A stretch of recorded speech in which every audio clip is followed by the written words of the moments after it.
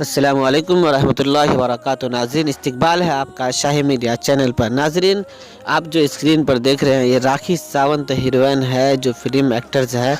नाज़रीन, इन्होंने इस्लाम कबूल कर लिया। इस्लाम कबूल करने के बाद आप देख रहे हैं कि ये नकाब में आ गई है। जी हाँ नाज़रीन, इससे पहले भी एक सना खान जो फिल्म एक्टरा थी, जी उन्होंने इस्लाम कबूल कर लिया और वो नकाब पहन ली। नाज़रीन, ऐसे कई सारे फिल्म एक्टर ने भोजपुरी में भी इस्लाम कबूल कर लिया और उन्होंने नकाब को एक्सेप्ट किया।